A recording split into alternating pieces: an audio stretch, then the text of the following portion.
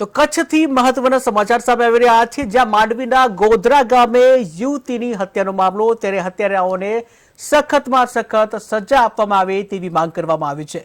જ્યાં બહુજન આર્મીના લખન દુઆ તેમજ પરિવારની માંગ છે।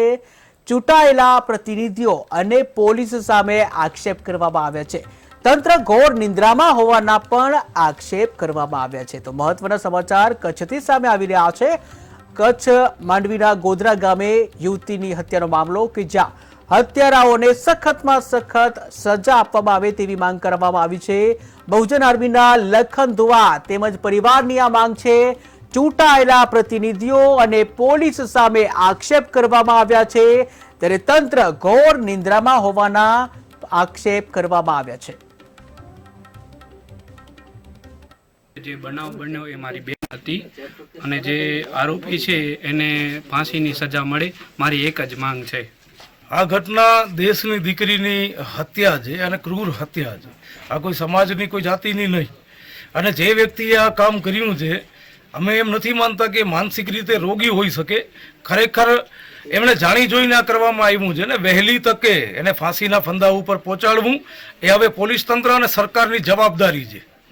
30 વર્ષથી તમે સરકાર ચલાવો છો ને અમારી બેન દીકરીઓ સુરક્ષિત ન હોય તો સ્વાભાવિક વસ્તુ છે કે રોડ રસ્તા ઉપર આવતા પણ અમને ભાર નહીં લાગે। એટલે કચ્છ પોલીસ તંત્ર, કચ્છના સાંસદ અને કચ્છના તમામ ધારાસભ્યોને એક વાત કહેવા માંગુ છું કે વહેલી તકે સુધરી જાઓ, તમારું રાજકારણ તમારા ઘરે રાખો અને દરેક સમાજની બહેન દીકરીઓની સુરક્ષા કરવી એ જવાબદારી તમારી છે।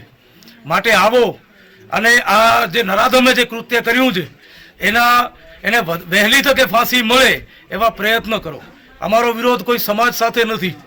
એક વ્યક્તિએ જે કામ કર્યું છે, જે કૃત્ય કર્યું છે એના સાથે છે અને એની સમાજને પણ કહેવા માંગીશ કે આ ઘરે આવો, અહીંયા કને આ લોકોને સાંત્વના આપો કે તમે એમની સાથે છો। દરેક સમાજના લોકોને અહીંયા કને આવવું જોઈએ સાંત્વના આપવા માટે કે ગરીબ ઘરની દીકરીની ક્રૂરતાથી હત્યા થઈ છે। માંડ માંડ ભણી ગણી એક બાપ વગરની દીકરી પોતાની મેળે ભણી ગણી અને એક નર્સિંગની જોબ કરતી હતી અને એ જગ્યા ઉપર જો આવો લુખ્ખો અસામાજિક તત્વ એની હત્યા કરી નાખે એ સાંખી લેવામાં આવે નહીં। જે આવતીકાલે જે બનાવ બન્યો એ મારી બેન હતી અને જે આરોપી છે એને ફાંસીની સજા મળે મારી એક જ માંગ છે। આ ઘટના દેશની દીકરીની હત્યા છે અને ક્રૂર હત્યા છે।